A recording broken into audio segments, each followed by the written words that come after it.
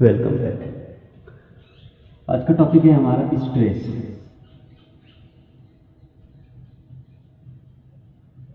Stress and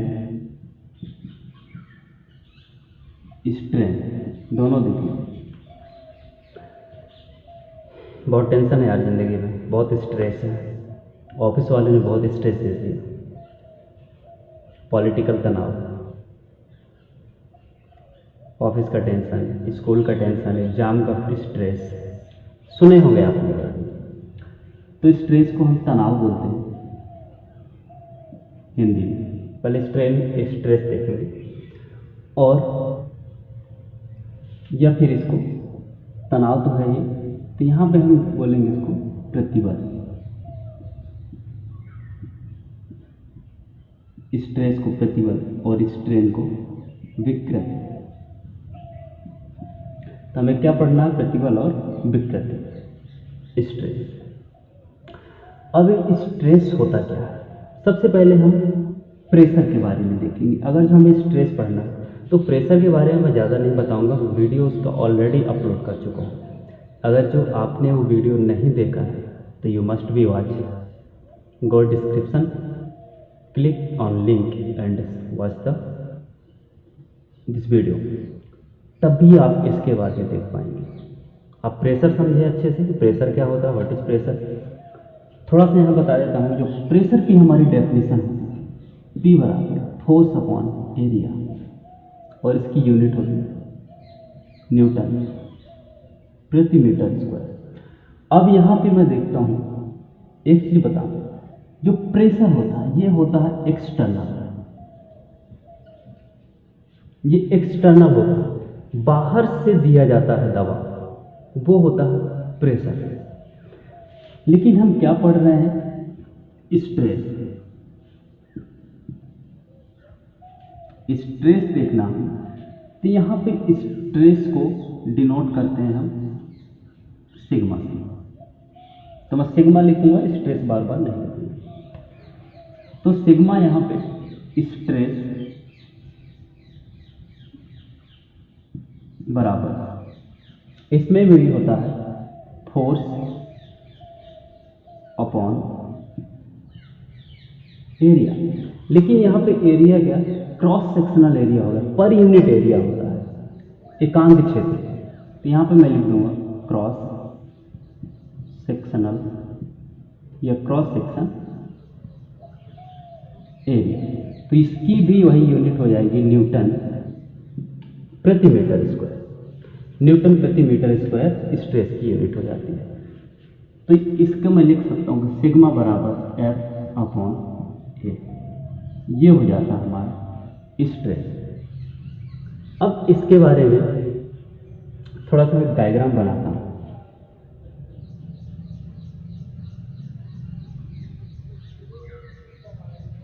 एक diagram बना के देखते हैं। ये कोई रॉड है।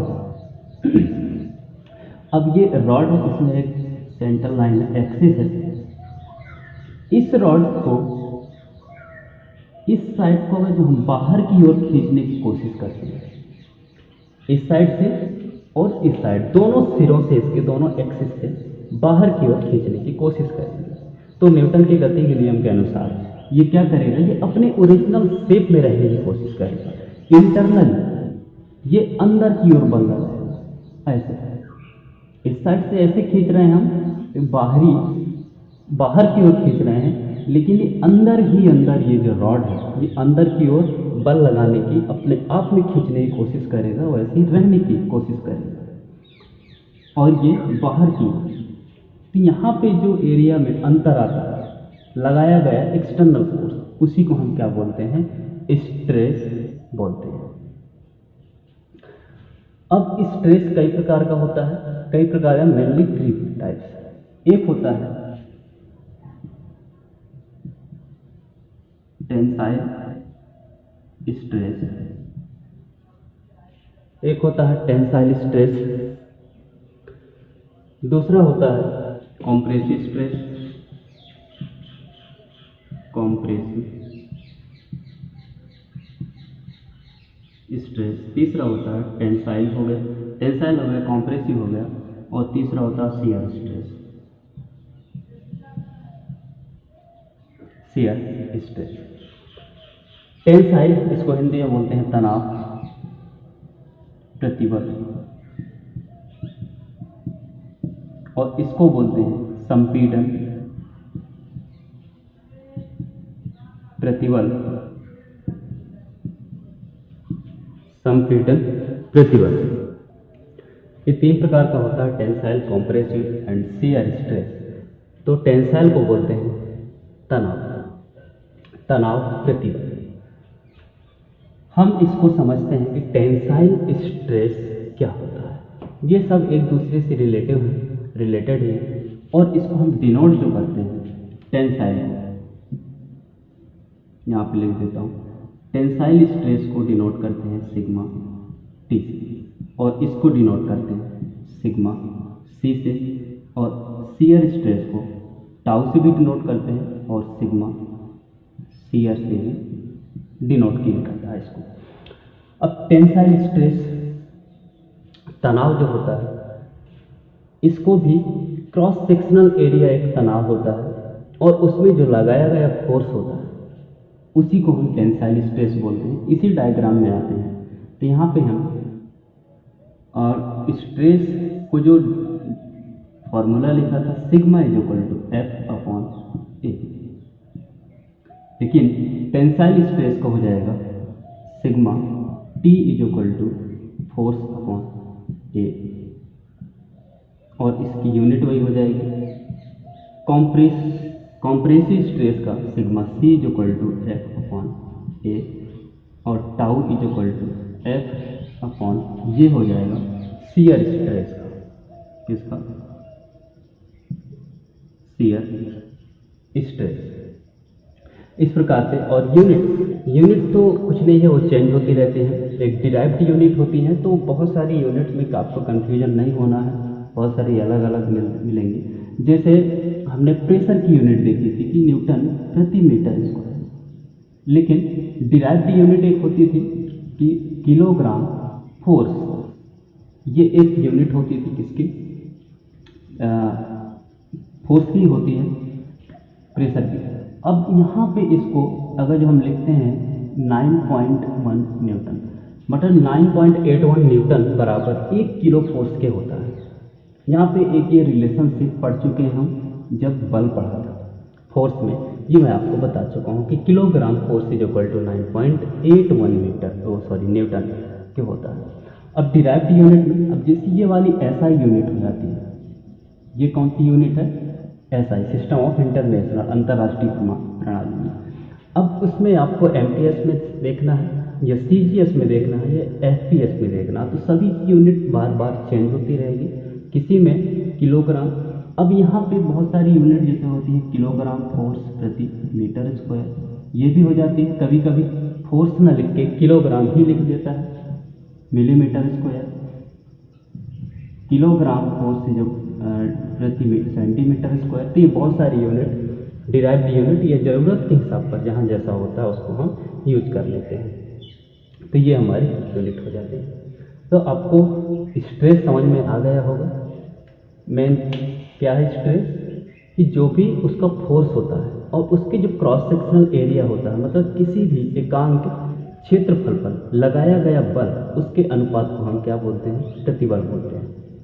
या it is a ratio of force, it is a ratio of applied external force and increase cross sectional area is called stress.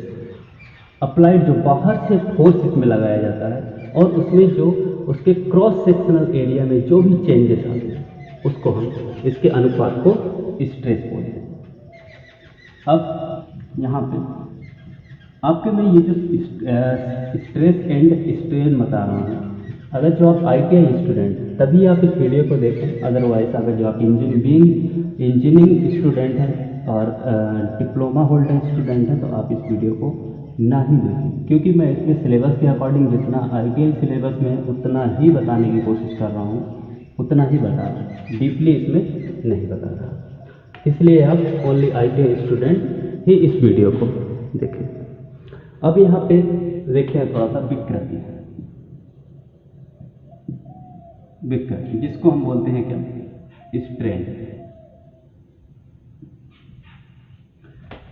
Strain विकृति, इसको हम सबसे पहले डिनोट करते हैं स्मॉल ई से। यहाँ पे एक डायग्राम बनाते हैं, डायग्राम बना देता हूँ जल्दी से।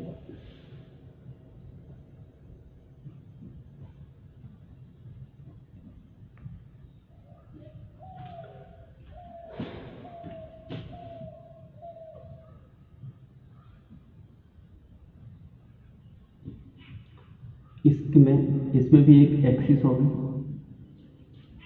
ओके, अब स्ट्रेन, थोड़ा सा स्ट्रेस में चलते हैं। सबसे पहले मैं स्ट्रेस, यहाँ पे अभी जैसे हमने स्ट्रेस पढ़ा था, एक्सिस थी और ये खींच रहा है, वो अपने आप आने की कोशिश कर रहा था, लेकिन फिर भी कुछ ना कुछ तो खींचा रहा होगा यहाँ ऐसे। अब इसमें क्या है स्ट्रेन, कि इसको हम प्रेस कंप्रेस करते हैं, मतलब इसमें वर्ड से ही है, आप इसको समझें। स्ट्रेन, इसको जैसे हम इसको दबाते हैं, क्या करते हैं, इसमें इंटरनली एक्सटर्नली फोर्स लगाते हैं इस बॉडी में, इसको दबाते हैं। अब जब दबाएंगे इसमें, तो वही फिर से इस पे एक फोर्स काम करेगा बाहर की ओर, उसको अपने जगह रहने की कोशिश करेगा। फिर भी एक्सटर्नल फोर्स ज़्यादा अप्लाई हो जाता है, तो इसका शेप बॉडी को कुछ ऐसे हो जाएगा, इसमें ऐसे हो जाएगा। अगर जो ये original length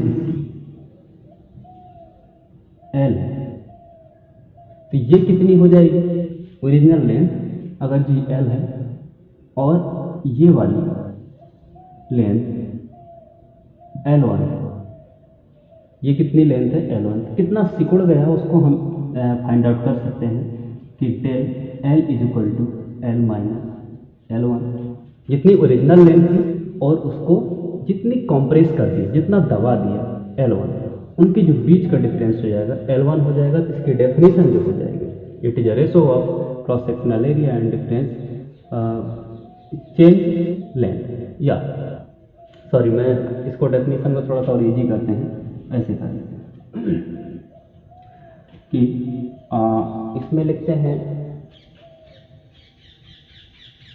strain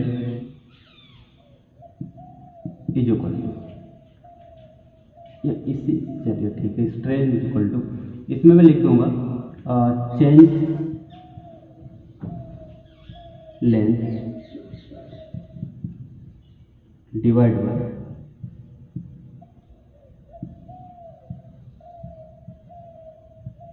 original length, ये हो जाएगी इसकी डेफिनेशन।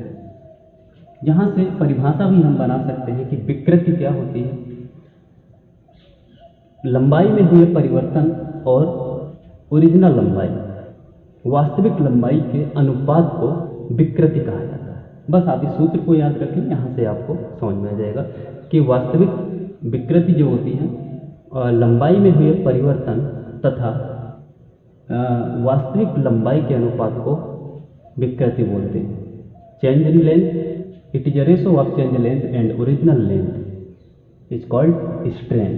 तो यहाँ पे मैं E is equal to change length क्या हो जाएगी हमारी, डेल एल हो जाएगी, और ओरिजिनल लेंथ क्या थी, एल, ओरिजिनल लेंथ एल, ये हमारा हो जाता है फर्क। अब इसी प्रकार स्ट्रेन भी स्ट्रेस की जगह तरह 3 प्रकार का होता है। पहला होता है tensile strain, number 2 compressive strain, number 3 shear strain. इसमें सेम जैसे हमने प्रतिबल या स्ट्रेस को पढ़ा था, सेम उसी प्रकार इसकी यूनिट सब कुछ था सेम टू सेम। अब यहाँ पे मैं थोड़ा शियर स्ट्रेस को बताया था, जो एग्जाम के लेवल से इम्पोर्टेंट है, और इसको आप स्ट्रेन को टेंसाइल और कॉम्प्रेसिव तो स्ट्रेस में समझ चुके हैं। तो इसका मेनली क्या है, मैंने यहाँ पे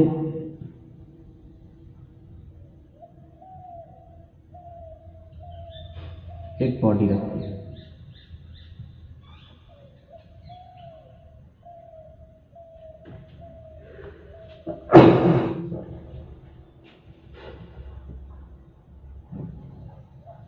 ये फर्श है, जमीन, यहाँ पे बॉडी रखी हुई है, और ये बॉडी को ए बी और यहाँ पे दे दिया पी क्यू, नेमिंग कुछ भी कर दें, इसमें कुछ नहीं, ये बॉडी रखी हुई है। अब फिर से हम कंपेयर करते हैं किसमें, स्ट्रेस, शियर स्ट्रेस और शियर स्ट्रेन। तो शियर स्ट्रेस क्या होता था उसका भी डायग्राम बना देता हूँ।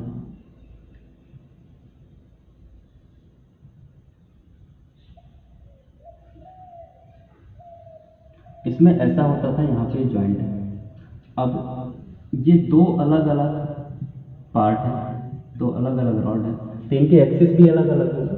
अब इसमें हम एक को इस साइड को खींच रहे हैं और एक को इस साइड को खींच रहे हैं। जैसे हम खींचेंगे तो इनके बीच में जो बल, जो स्ट्रेस काम करेगा, फोर्स काम करेगा, वो क्या होता था, स्ट्रेस, शियर स्ट्रेस। ये होता था हमारा शियर स्ट्रेस, ये होता था शियर स्ट्रेस। अब यहां पे आते हैं, ये हम क्या देख रहे हैं, शियर स्ट्रेन, शियर स्ट्रेन यहां पे देख रहे हैं। तो अब इस बॉडी में हम ऐसे इसमें फोर्स अप्लाई करेंगे, इसमें ऐसे हम फोर्स क्या करेंगे, अप्लाई करेंगे, यहाँ पे लगाएंगे एक्सटर्नल फोर्स। तो ये बॉडी क्या हो जाएगी, यहाँ पे लिख देता हूँ L माइनस L, ये बॉडी कुछ इस प्रकार की हो जाएगी।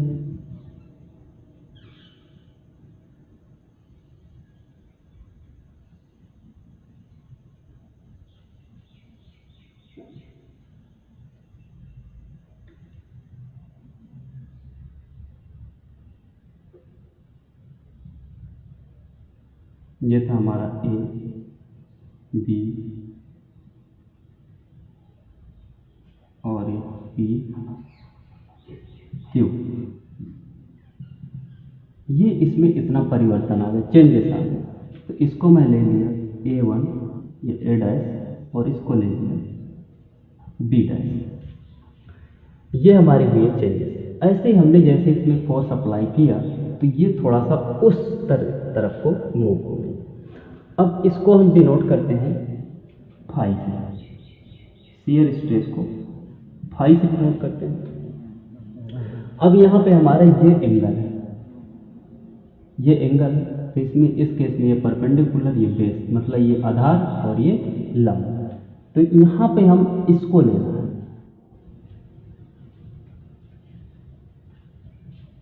तो यहाँ पे क्या हो जाएगा, 10 लेंगे, 10 फाई इज इक्वल टू, अब 10 थीटा इज इक्वल टू क्या होता है, लंब बटा आधार। तो यहाँ पे लंब क्या है, परपेंडिकुलर अपॉन बेस, तो यहाँ पे हो जाएगा A dash A divide by A Q, ये ए क्यू हो जाएगा। अब यहाँ पे हमें फाई निकालना है, तो फाई निकालने के लिए क्या हो जाएगा, 10 inverse A dash A divide by A Q, ये हमारा फाई। यहाँ से इस प्रकार से कि शियर स्ट्रेस कितना यहाँ पे आ रहा है, यहाँ पे कितना अप्लाई हो रहा है, कितना एंगल में कितना मूव होगा, और इसकी यूनिट क्या हो जाएगी, रेडियन, इसकी यूनिट